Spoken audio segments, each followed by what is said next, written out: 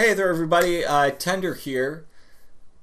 So today's episode, I'm going to talk about something a little bit different. I'm not going to be playing a game today because yesterday I found out something that really it had a big impact on me. Something I didn't realize how much this was actually going to affect me.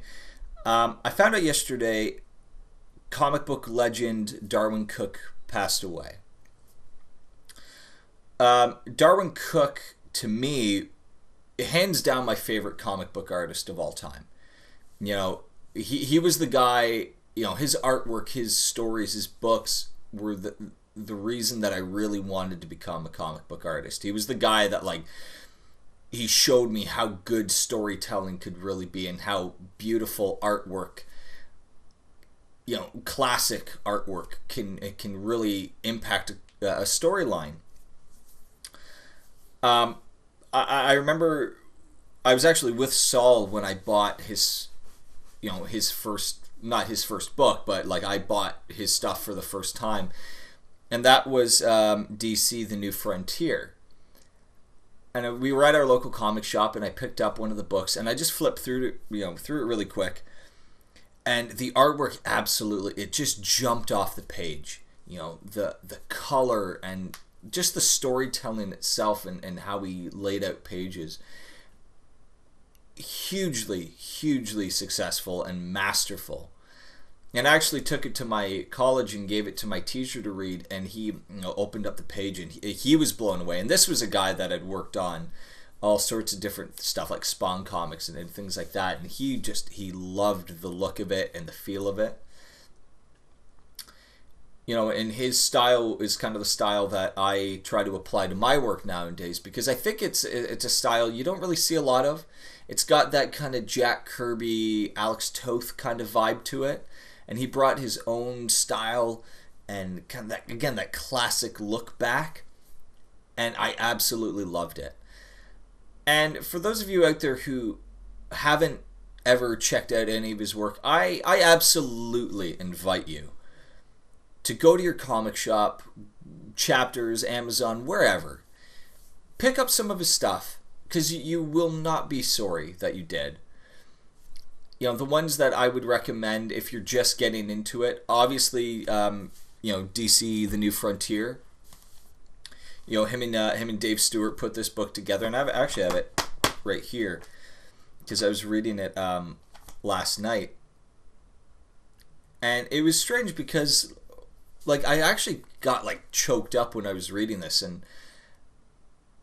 yeah, it's just beautiful, and it makes me really sad that a man who was only 53 years old passed away way too early, and it sucks that we're never gonna get new stuff from him anymore, and it's a huge loss to the world of comics. But yeah, if you haven't checked out any of his stuff, I would recommend The New Frontier for sure. The Spirit, him and Dave Stewart did a Spirit series as well. I have a couple of the books here as well. And again, the Spirit is one of my favorite comic book characters, and he just gave that character and their stories a breath of fresh air. And they're fun. That's all they are. That's what I love about his work. They're just fun. They're not perverse. They're not vulgar. They're not, they're not trying to be controversial or anything like that. They're just fun stories. And that's really, I think, what a comic book should be. It should just be fun.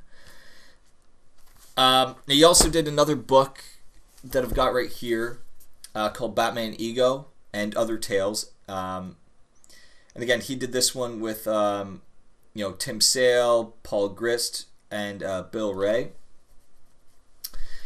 And again, this is a really fun story as well. It mainly focuses on Bruce Wayne's struggle with his duality of actually being Batman and whether or not he can continue this sort of life anymore. And it's just fun. It's just a really well-crafted, beautifully executed piece of work.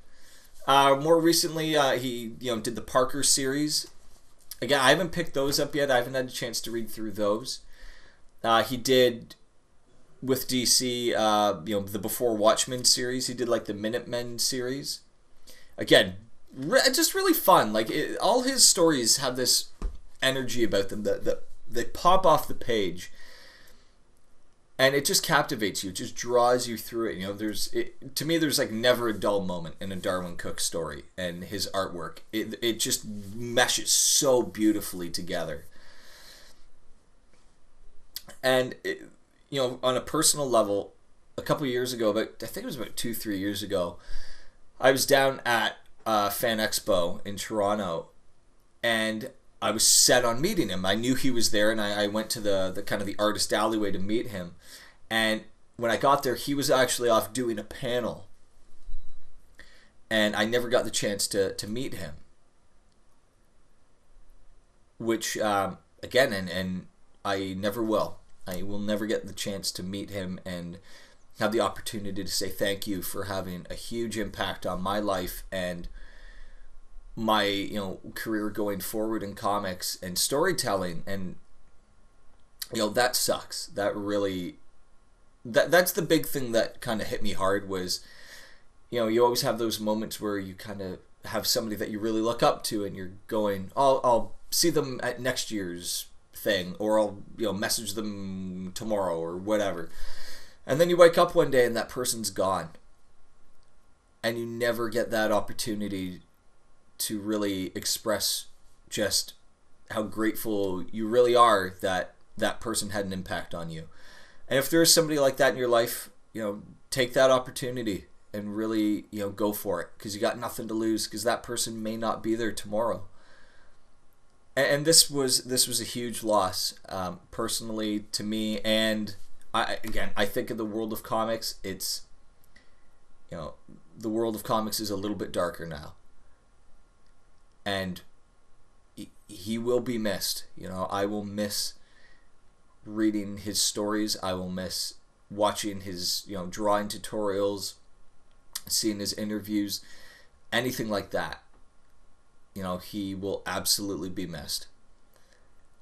And again, I know he won't hear this, but thank you so much for for being just one of the legends. All right, thanks for watching, guys. We'll see you next time.